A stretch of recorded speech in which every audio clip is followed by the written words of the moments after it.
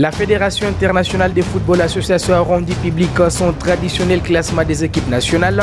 Bonne nouvelle pour les léopards congolais qui réintègrent les top 60 au niveau mondial, mais stagnent sur les continents africains. Début des rassemblements des léopards des mois de 20 ans de la capitale congolaise au centre coureur en province jeudi 17 juillet. Les Nord Kivu et les Sud Kivu auront deux représentants de la tanière des léopards. On évoquera la préparation du tout-puissant Mazembe avec les joueurs Cédric Lycée, les leaders club Virunga qui s'entraînent avec les joueurs club congolais. Abdallah Rajabou, l'arrière latéral gauche de l'AS Dauphin Noir de Goma, est aussi à Lubumbashi pour honorer son invitation.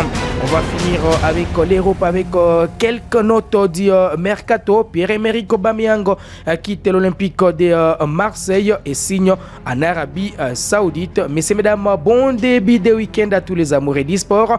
C'est parti pour Total Sport sur Kivu Morning Post TV.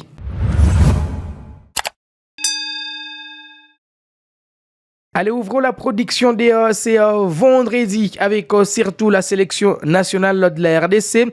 Les classements de la Fédération internationale de football association du mois de juillet a été publié. C'est jeudi par l'instance qui gère le football au niveau mondial.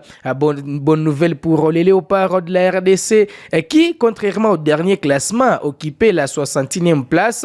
Désormais, les léopards sont 60e au monde devant des pays comme l'Ouzbékistan qui occupe désormais la 61e place, les Paraguay 62e, Finlande 63e place, les Ghana, les Black Stars sont à la 64e et les Cap-Vert occupent la 65e place.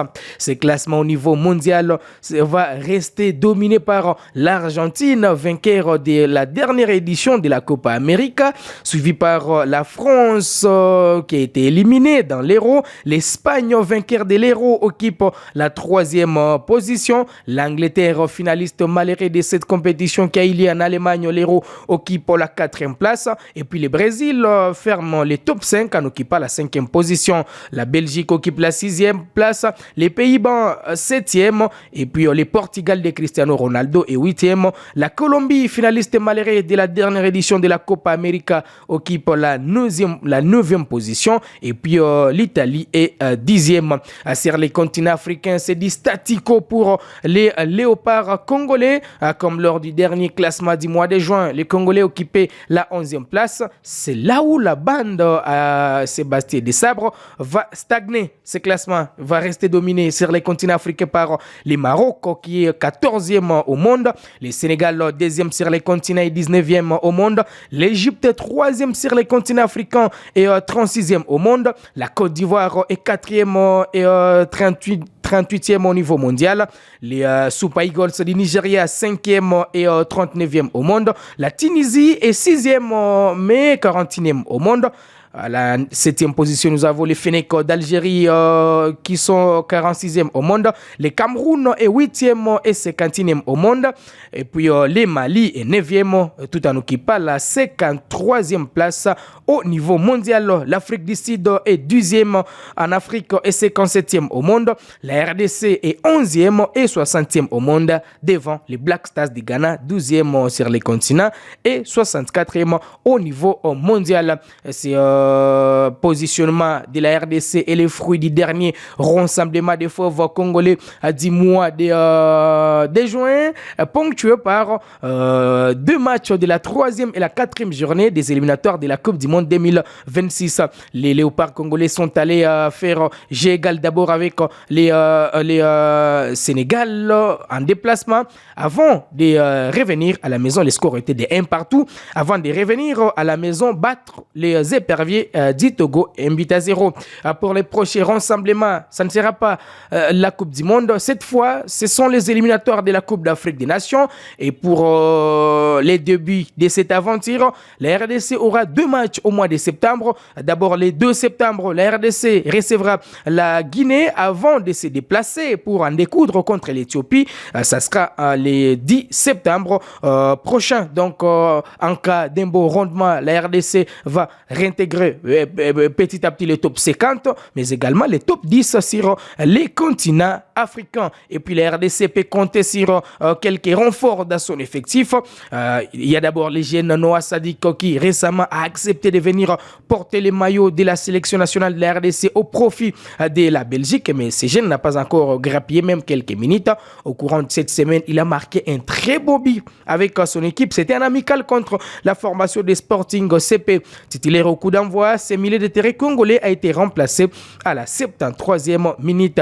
Plusieurs Congolais réclament en tout cas sa place dans l'équipe nationale de la RDC. L'équipe nationale de la RDC, c'est aussi des joueurs comme Anthony Mossi qui avait gardé la cage de la sélection dans le passé. 3 ans après, Anthony Mossi est de retour dans la formation de Nechtel en 2e division. Nous sommes en Suisse. Il est rejoint dans cette équipe son compatriote Fabrice Nsakala qui avait aussi joué quelques matchs plutôt dans l'équipe nationale de la RDC.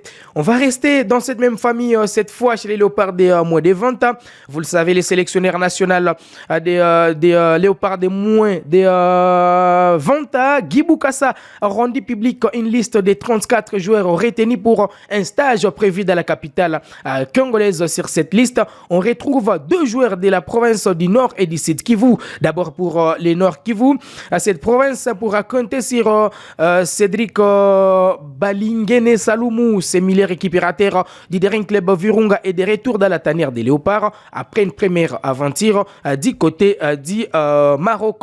Le Sud Kivu sera aussi porté par ces jeunes joueurs Eliel Boko de Bukavu Dawa. Donc ces deux joueurs sont déjà à Kinshasa parce que les rassemblements des Léopards a démarré. C'est jeudi 18 juillet 2024 au centre Kourampova. Et puis ce stage de préparation va se clôturer. Ça sera le 24 juillet prochain. Ce stage ne concerne que les joueurs qui évoluent certainement en RDC, puisque selon la politique de Guy Boukassa, il aura besoin d'un effectif des joueurs évoluant au pays. Ces joueurs feront jonction avec ceux qui évoluent en dehors du continent africain pour avoir un effectif qui va lancer les éliminatoires de la Coupe d'Afrique des Nations de la spécialité qui démarre en tout cas au mois de septembre. Donc c'est à Balingene, Cédric et Boko de convaincre les sélectionneurs nationaux afin de rester dans la tanière des Léopards pour une nouvelle aventure sur les continents africains. Et puis selon nos sources, les sélectionneurs nationaux feront un tour dans les provinces pour avoir une idée sur les jeunes qui peuvent aussi renforcer l'équipe nationale de la RDC. On va parler maintenant du tout-puissant Mazembe de Lubumbashi. Allez, les GA Club congolais a lancé sa saison depuis le lundi dernier. Et puis, dans l'équipe nationale, plutôt dans l'équipe du tout-puissant Mazembe, on peut en tout cas suivre de très près quelques joueurs qui ont évolué dans les passés, dans la partie orientale du pays. Il y a d'abord Cédric Lisele qui était enrôlé récemment par les Daring Club Virunga lors de la phase finale de la Coupe du Congo. Ce dernier est visible dans l'effectif du tout-puissant Mazembe, mais rien n'est officiel si cet attaquant qui est passé par les championnats rwandais va en tout cas convaincre l'équipe du tout-puissant Mazembe pour renforcer l'ossature des Corbeaux. Et puis Abdallah Rajabou, l'arrière latéral gauche de l'Est d'Offenoir qui a réalisé une très belle saison avec l'équipe des Goma. Ce dernier est à Lubumbashi pour honorer son invitation dans l'effectif du tout-puissant Mazembe. En tout cas, si ça se concrétise, Abdallah Rajabou va concurrencer l'arrière latéral gauche du tout-puissant Mazembe, Luzolo Sita Ernest, l'ancien joueur de l'AS V-Club de Kinshasa, qui est pressenti comme le nouveau capitaine du tout-puissant Mazembe, puisque des joueurs comme Kevin Mondeko, le capitaine, et son adjoint Glody Likonza n'ont pas encore prolongé leur contrat avec le GA Club congolais. Et ces derniers ne sont pas encore à Lubumbashi. Ils sont dans la capitale congolaise depuis le 30 juin dernier. C'était la fin du contrat de Kevin Mondeko, mais également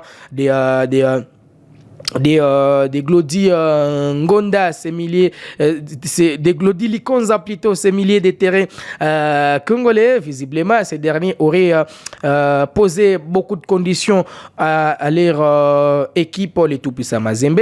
Les deux sont des pires produits de la Katumbi Football Academy. Mazembe qui a repris les entraînements avec ces joueurs qu'on appelle Philippe Traoré, les meilleurs buteurs du championnat national de la RDC. La saison finissante était courtisée du côté des Raja Casablanca, mais ces derniers a été visible lors de la reprise des entraînements avec cette équipe du Tout-Puissant Mazembe. Ces derniers a battu d'ailleurs les records qui étaient détenus par Jackson Mouleka et Jean-Marc Mundele Makusu en championnat national de la RDC.